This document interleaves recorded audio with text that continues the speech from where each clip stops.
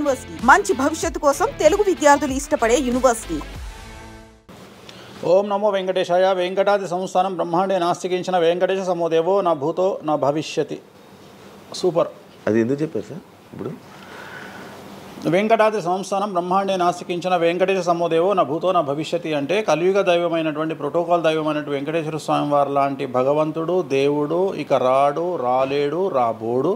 అలాగే ప్రపంచం మొత్తంలో తిరుమల లాంటి ప్రదేశము ఎక్కడా ఉండదు, అక్కడ ఉన్నంత మనశ్శాంతి ప్రపంచంలో ఎక్కడా ఉండదు అని దాని సారాంశం.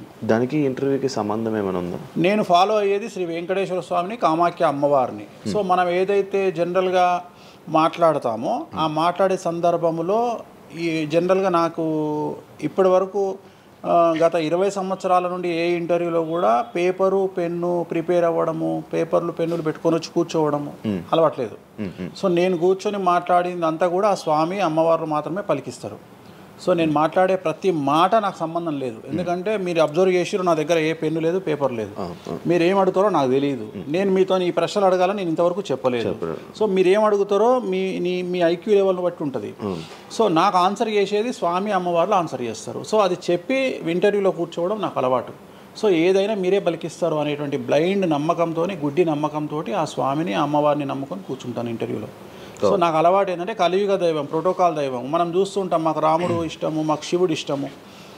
వెంకటేశ్వర స్వామి వద్ద మాత్రమే డబ్బు ఉంటుంది, వేరే వాళ్ళ దగ్గర డబ్బులు ఉండవు. ఉదాహరణ, రాముడు ఉన్నాడు, సంవత్సరం నాడు ఒకటే రోజు ఆయన దగ్గరికి పోతాం మనం, అది శ్రీరామనవమి.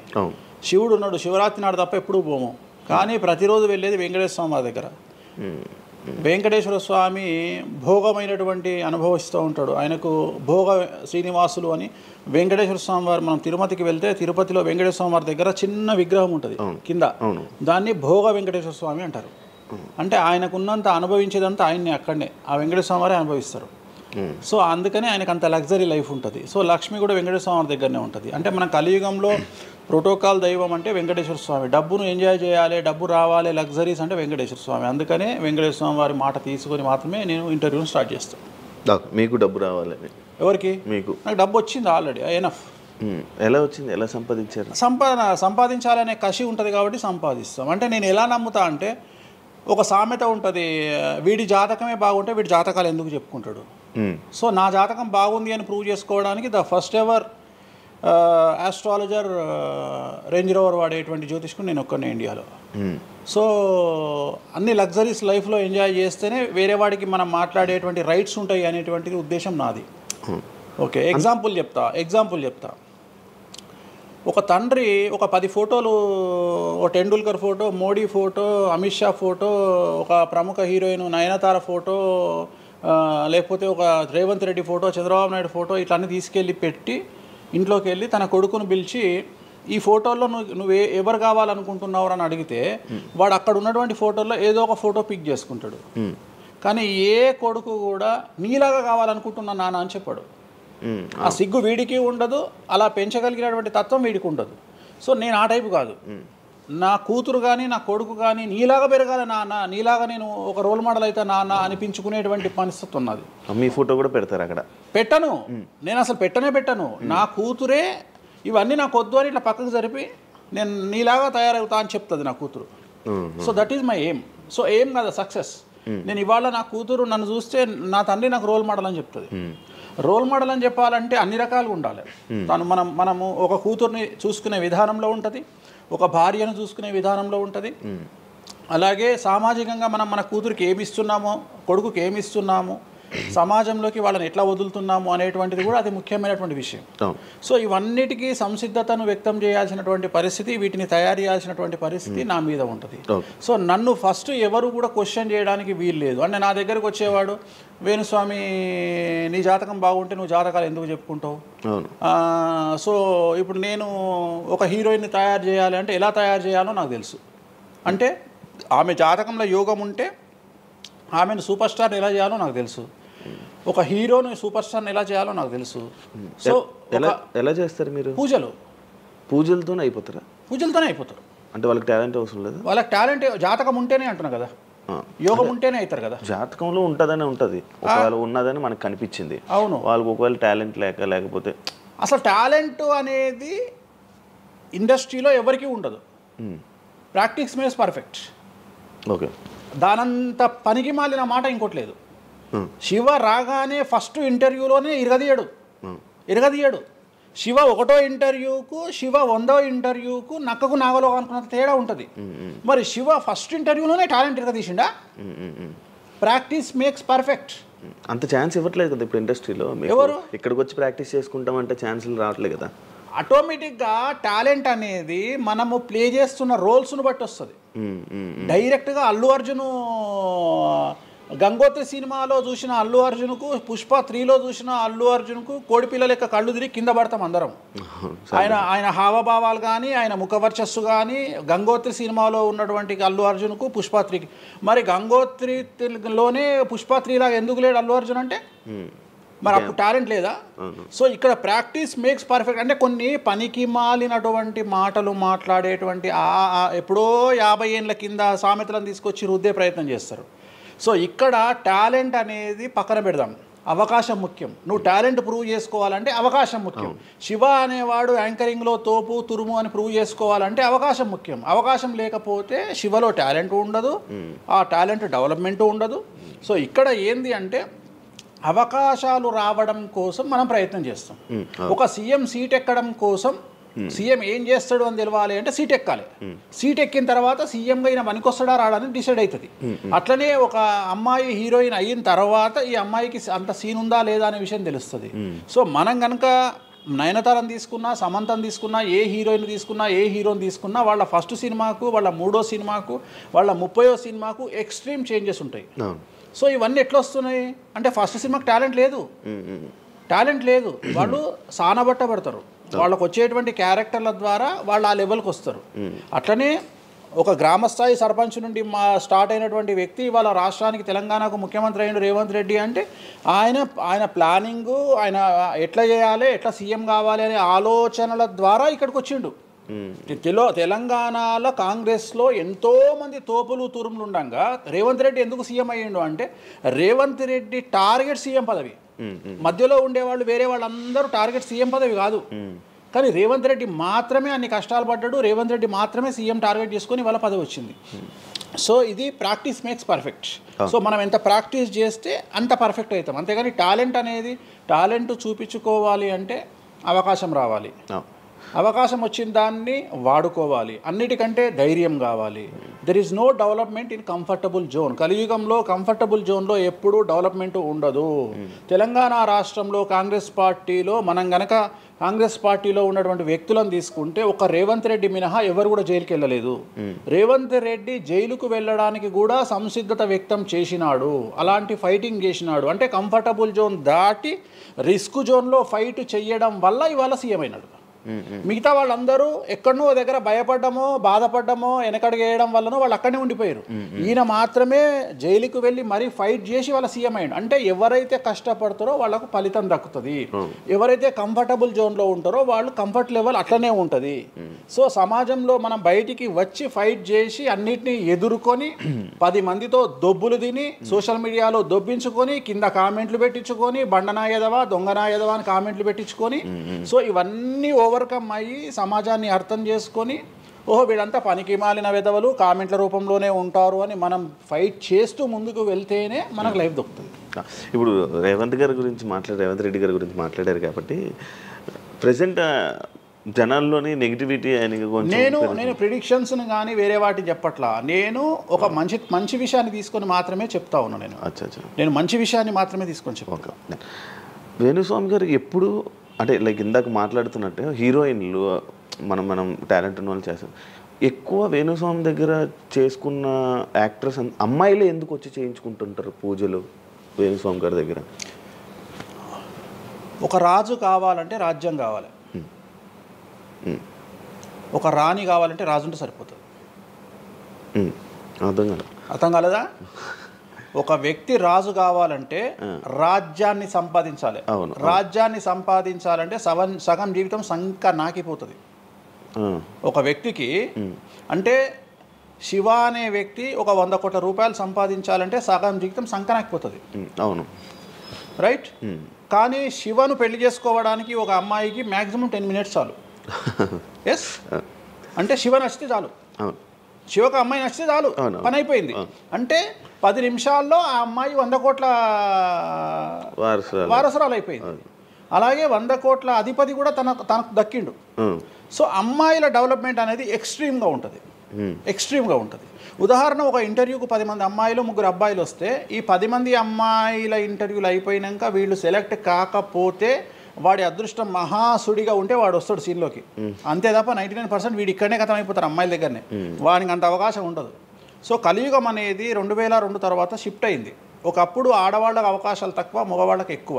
ఇప్పుడు టోటల్ రివర్స్ అయింది. ఏంటంటే 95% అవకాశాలు అమ్మాయిలకే ఉంటాయి, ఒక 5% మాత్రమే అబ్బాయిలకు ఉంటాయి. అందుకే అబ్బాయిలు అందరూ ఇప్పుడు అమ్మాయిలా మారిపోతున్నారు అంటారా? బెస్ట్ కదా. ఇప్పుడు మొత్తం జెండర్ అంతా మారిపోయింది. కారణం ఏంటంటే అమ్మాయిలకు ఉండేటువంటి వెసులుబాటు అబ్బాయిలకు ఉండదు.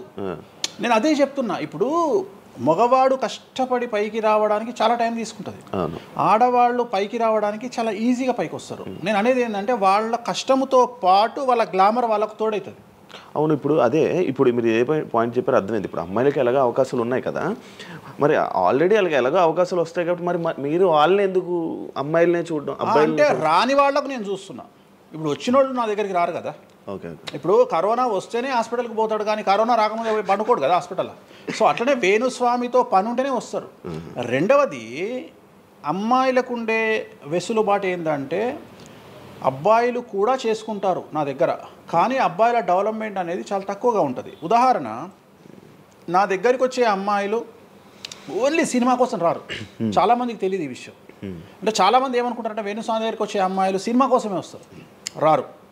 నా దగ్గరికి వచ్చే అమ్మాయిలు ఒక రాజకీయ నాయకురాలిగా, వక్తగా కావాలని వస్తారు. సో పొలిటీషియన్ కావాలని వస్తారు. అన్నిటికంటే ఎంటర్ప్రెన్యూర్ కావాలని వస్తారు. ఒక బోటికో లేకపోతే ఒక గోల్డ్ షాపో ఏదో పెట్టుకొని బిజినెస్ కోసం వస్తారు.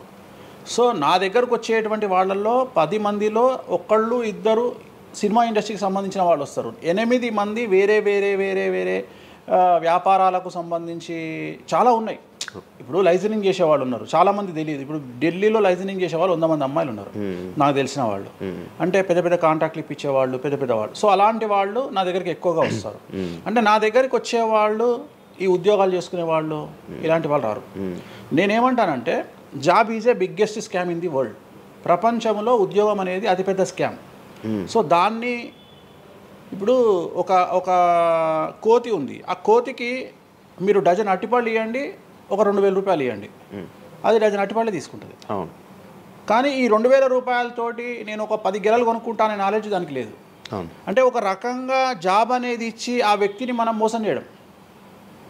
సో జాబ్కి అలవాటు అయిపోయిన వాడు కంఫర్టబుల్ జోన్లోకి వెళ్ళిపోతాడు.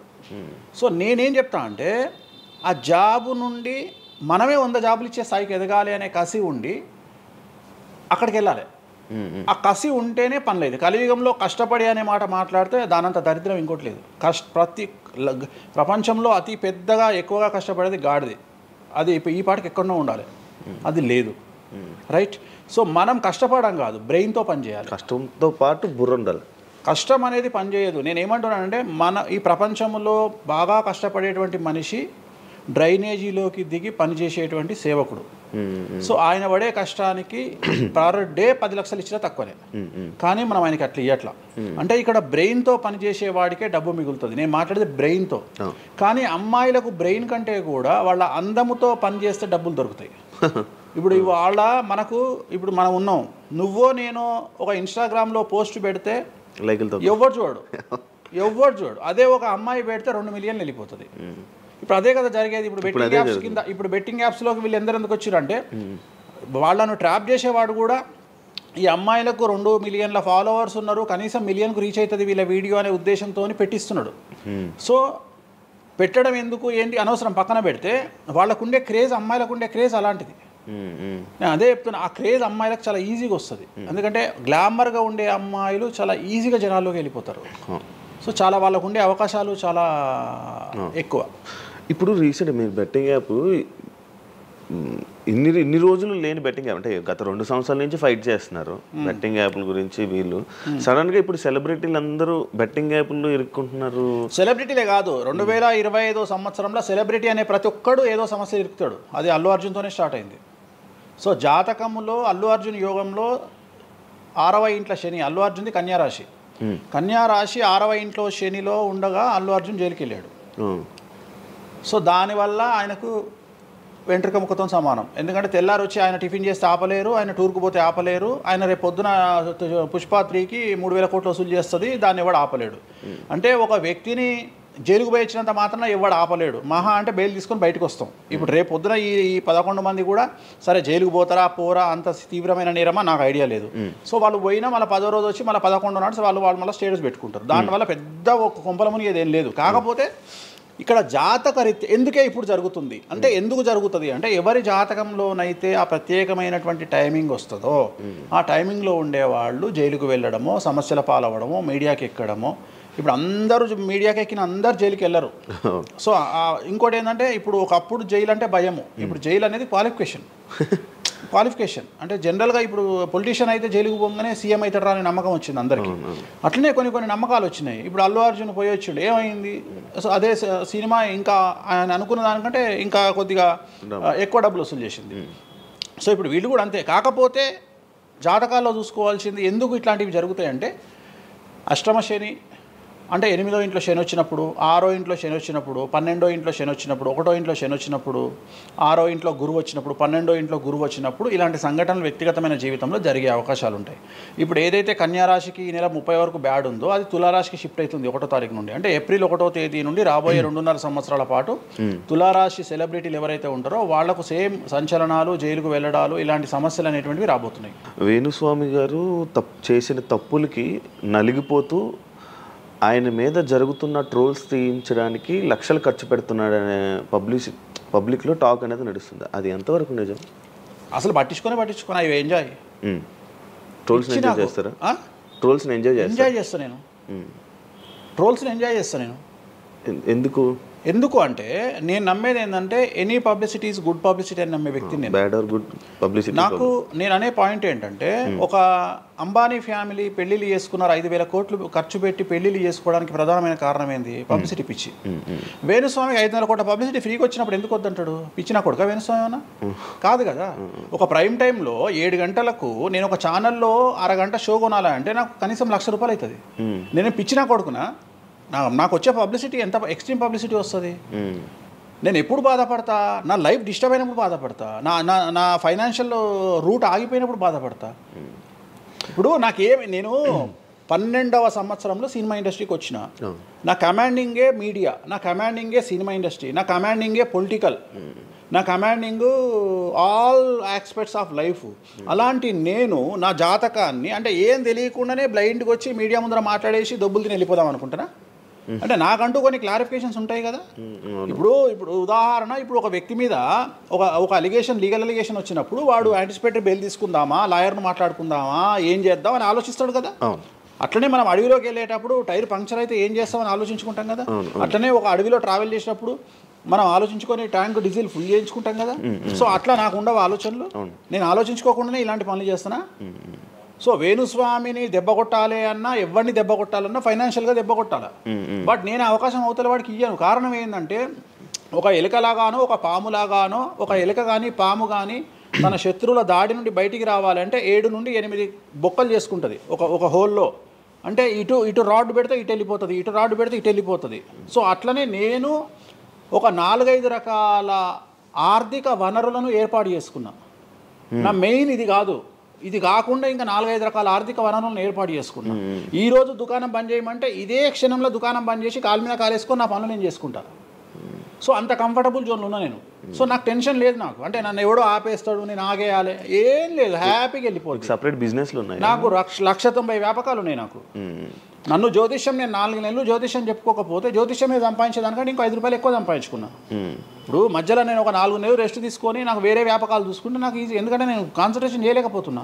సో ఇప్పుడు నాకు దొరికింది మొన్నటి వరకు, నేను ఆ పని చేసుకున్నా. రెండోది ఉగాదికే కదా నేను మాట్లాడేది, తర్వాత ఏం మాట్లాడతా.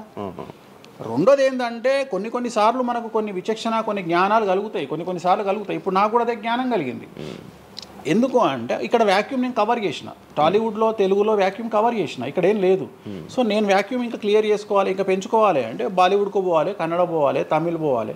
సో అటువైపు నేను కాన్సన్ట్రేషన్ చేస్తున్నా ఎక్కువగా. అందుకని నేను ఇక్కడ సెలబ్రిటీల గురించి చెప్పడం ఆపేసిన, తెలుగు సెలబ్రిటీల గురించి చెప్పడం లేదు. ఇప్పుడు మీరు పాన్ ఇండియా ఆస్ట్రాలజీ 100% తప్పేముంది? అదే విన్నాను రీసెంట్గా. యుఎస్, దుబాయ్ అవన్నీ వెళ్తున్నారంట. అంటే దాని అర్థం క్లయింటేల్ ఉందనే కదా. ఇప్పుడు మన యూరోప్ పోయి వచ్చిన సరే, ఒక పెద్ద విషయంలో వెళ్ళేసి వచ్చిన చెప్పుకోవాలని లేదు, చెప్పను. క్లయింటేల్ ఉంది. ఆస్ట్రేలియాకి రెగ్యులర్గా ఎవ్రీ 3 months ఆస్ట్రేలియా పోతా, ఎవ్రీ 3 months లండన్ పోతా నా క్లయింటేల్కు. తప్పేముంది? అంటే ఉన్నట్టే కదా, నేను అనేది ఉన్నట్టే కదా. ఇప్పుడు విచక్షణ కలిగిన వాడు ఆలోచిస్తాడు. అంటే వేణుస్వామి మీద ఎందుకు వస్తున్నాయి రూమర్స్, ఎందుకు వేణుస్వామిని టార్గెట్ చేస్తున్నారు, నాకు అనవసరం. వాళ్లకు అవసరం ఉన్నోడు ఎంక్వైరీ చేసుకొని నా దగ్గరకు వస్తాడు. నేను ఇంకోటి అందరికి ఒకటే చెప్తా, నా పాజిటివ్ వీడియోల కంటే నా నెగిటివ్ వీడియోలే చూడండి. ఫస్ట్ జనాలు నన్ను ఎక్కిన వీడియోలు చూడండి, నన్ను దొబ్బిన వీడియోలు చూడండి, నా గురించి నెగిటివ్గా పెట్టిన వీడియోలు చూడండి. అప్పటికీ మీకు నా మీద నమ్మకం కలిగితేనే నా దగ్గరికి రండి, లేకపోతే రావద్దు. ఫస్ట్ వాటిని ఎంజాయ్ చేయండి, వాటిని ఫుల్ ఎంజాయ్ చేయండి, చేసి నా దగ్గరికి రండి. అట్లాంటి వాళ్ళే నా దగ్గరకు వస్తారు. అవునా? నాకు అదే కావాలి. చెప్పారా?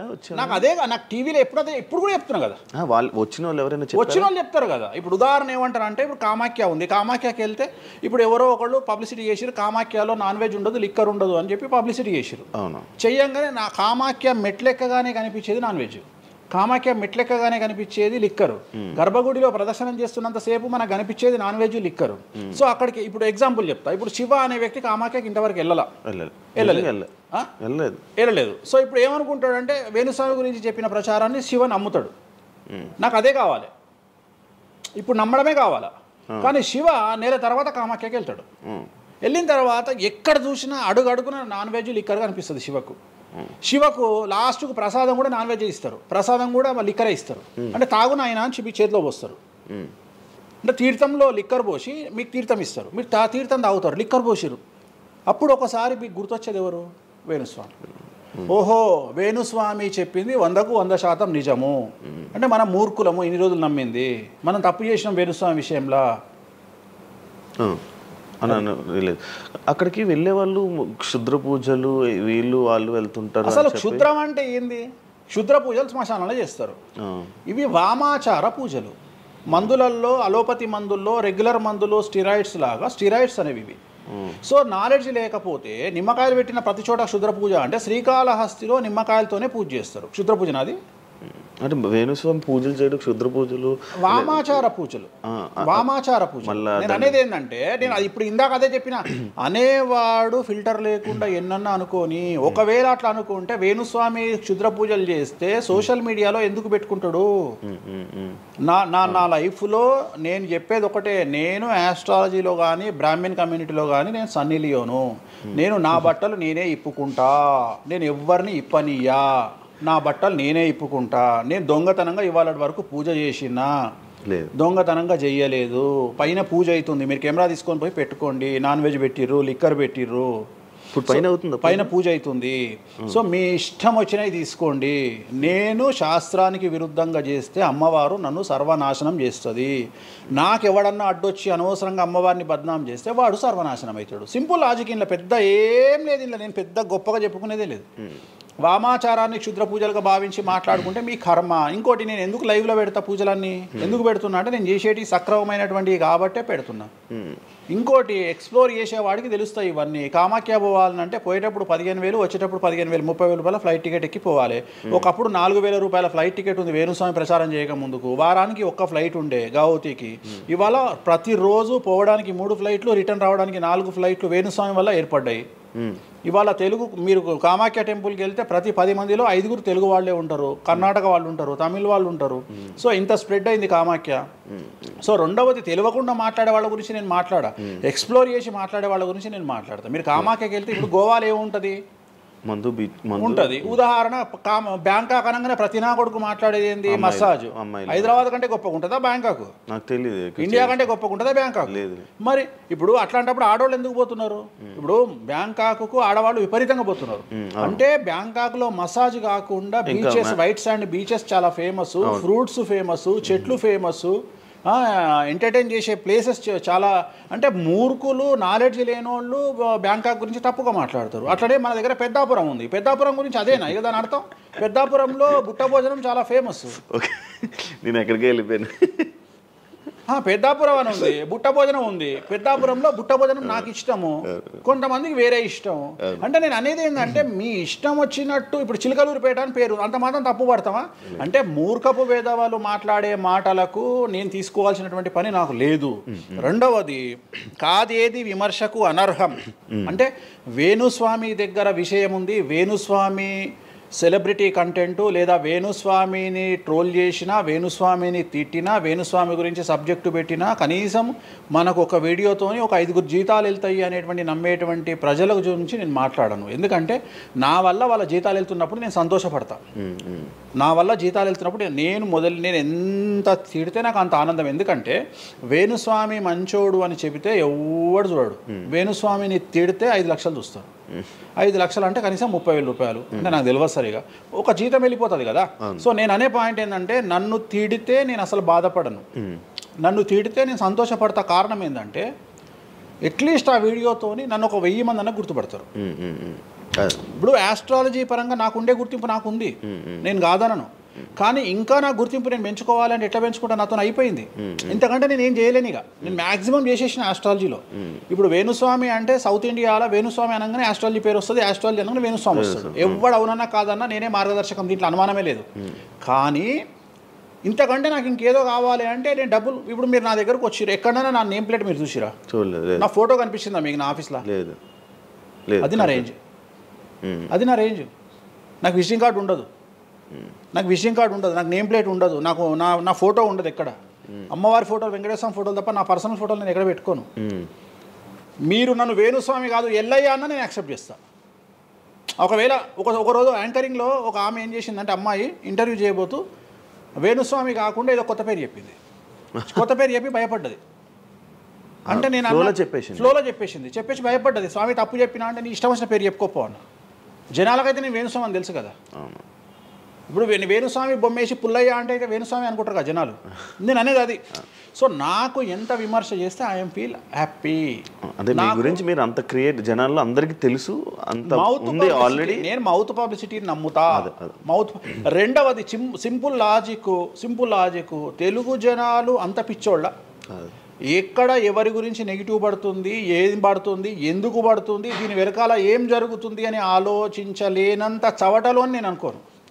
ప్రతి యాడ్ను క్షుణ్ణంగా పరిశీలిస్తారు, ప్రతి టీవీలో టెలికాస్ట్ అయ్యే ప్రతిదీ క్షుణ్ణంగా పరిశీలిస్తారు, దీని వెనక వీళ్ళ మోటో ఏంది అనేది కూడా ఆలోచిస్తారు. సో చాలా సింపుల్గా అనలైజ్ చేస్తారు.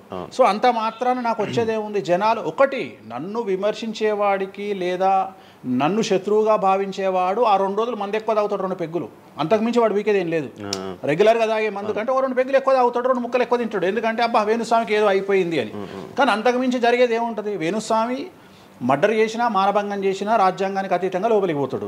అది కాకుండా 19(1) ప్రకారమే ఎవరికైతే జనాలకు స్వేచ్ఛ మాట్లాడే హక్కు ఉందో దాన్ని బేస్ చేసుకుని వేణుస్వామి మాట్లాడతాడు తప్ప వేణుస్వామి రాజ్యాంగాన్ని మీరి ప్రవర్తించేటువంటి పరిస్థితి లేదు. రాజ్యాంగానికి లోబడి ప్రవర్తిస్తాడు. సో ఆర్టికల్ స్పీచ్ 19(1) ప్రకారమే మాట్లాడతాడు. దీంట్లో ఎటువంటి సమస్యలు లేదు. నా వృత్తి ఆస్ట్రాలజీ, సో పర్ఫెక్ట్గా మాట్లాడుకుంటా. కానీ నా గురించి నెగిటివ్గా మాట్లాడే వాళ్ళు ఎప్పుడు కూడా నా శ్రేయోభిలాషలే, ఎందుకంటే వాళ్ళు నా స్థాయిని పెంచుతూ ఉన్నారు కాబట్టి నేను వాళ్ళని ఎప్పుడూ శత్రువులుగా భావించను.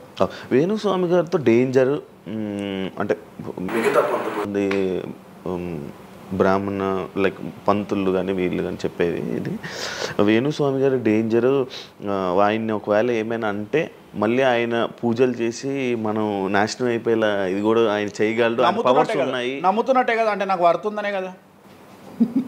అలా అలా అర్థం కాదు, వర్తున్నట్టే కదా. ఇప్పుడు వర్త్ లేకపోతే ఫీల్ కావాలి, భయపడుతున్నారంటే నమ్ముతున్నట్టే కదా. సబ్జెక్ట్ ఉందని నమ్ముతున్నారు కదా. ఓకే ఓకే, పవర్స్ ఉన్నాయి, పవర్స్ నమ్ముతున్నారంటే సబ్జెక్టే కదా. అది తప్పేం లేదే దాంట్లో, దాని తప్పేం లేదు కదా.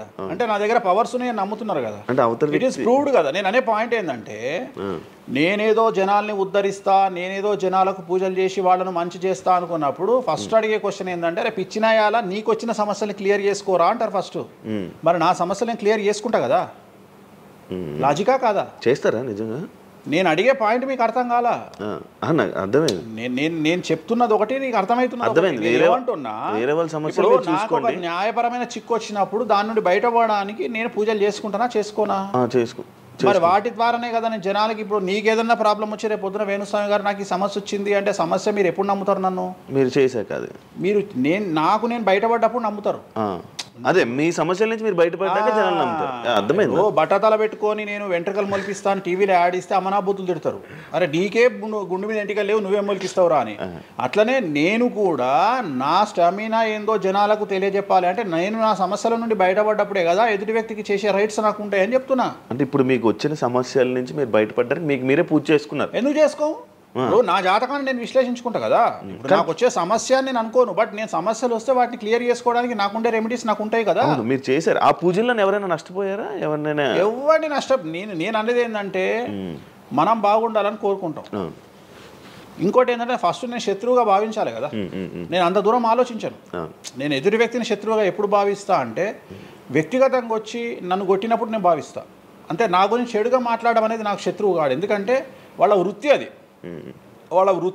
అది బోల్డ్ మీద మాట్లాడతారు అందరితో, అందరు శత్రువులు. నేను అదే అంటున్నాను. ఇప్పుడు ఇదే వీడియో కింద మళ్ళీ పెడతాడు ఎవడో మళ్ళీ వచ్చిన వారా పంది అని పెడతాడు.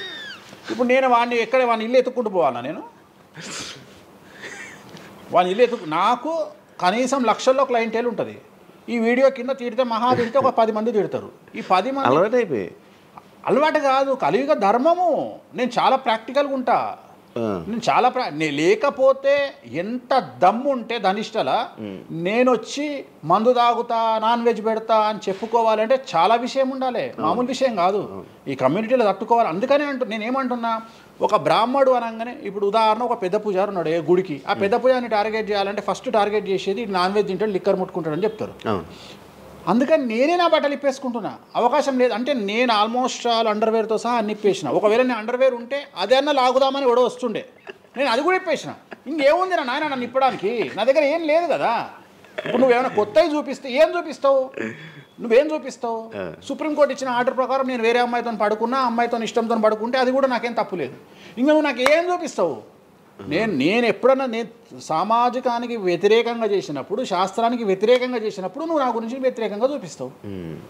అంతే తప్ప నా దగ్గర ఏమున్నాయని చూపిస్తావు. నేను చచ్చే వరకు చూపించలేవు. నేను నన్ను బొందబెట్టే వరకు, నన్ను తగలబెట్టే వరకు నేను తప్పు చేసినా చూపించలేవు.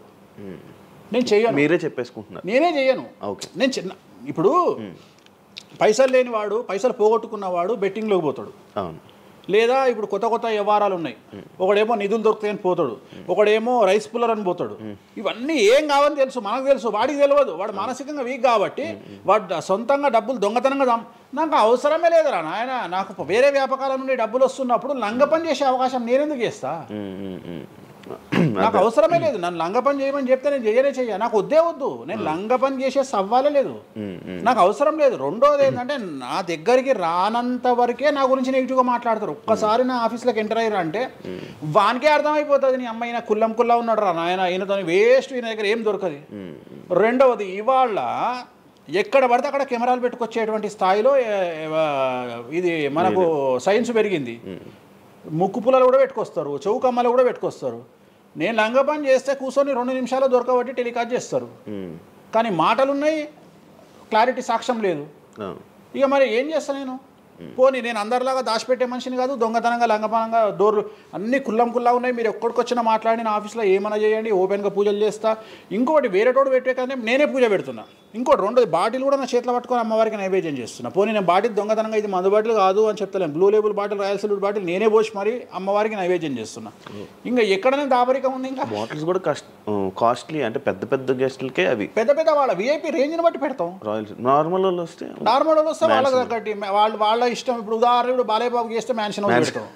ఇప్పుడు కొంతమంది ఎన్ఎస్సి అంటే ఇప్పుడు ఉదాహరణ వాడు మొన్న ఎవడో విమర్శిస్తుండు నన్ను. మొన్న ఎవడో ఆయన లారీ కళ్ళద్దాలు పెట్టుకుంటాడు అని ఒక జ్యోతిష్కుడు నన్ను విమర్శిస్తున్నాడు. అంటే అరే లారీ కళ్ళద్దాలు అది కొనాలంటే కాశీ దాకా దేకాలి. ఎంత అంటే మన లైఫ్లో దాని వాల్యూ తెలియదు. అదే కుక్కకి ఏం తెలుసు కుసుమపు వాసన, నెయ్యి గురించి ఏం తెలుసు కుక్క కంటే. వాడు ఏదో మాట్లాడతాడు. వాడు మాట్లాడినప్పుడు నేను వాడి మీద పీటీ చూపిస్తా. అరే నా కళ్ళద్దాల గురించి మాట్లాడుతున్నాడు, ఆ కళ్ళద్దాలు నీ జీవితంలో చేతులు కూడా పట్టుకొని చూడలేవురా నువ్వు. ఇంకా నువ్వు దాని గురించి మాట్లాడితే నువ్వు ఇక వాడిని కుక్క కంటే హీనంగా నేను చూడాలి తప్ప వాని గురించి వాని మీద నేను సింపతి చూపిస్తా తప్ప నేను కోపానికి ఎందుకు వస్తా? అట్లా చాలామంది విమర్శ చేస్తుంటారు. విమర్శల గురించి మనం పట్టించుకునే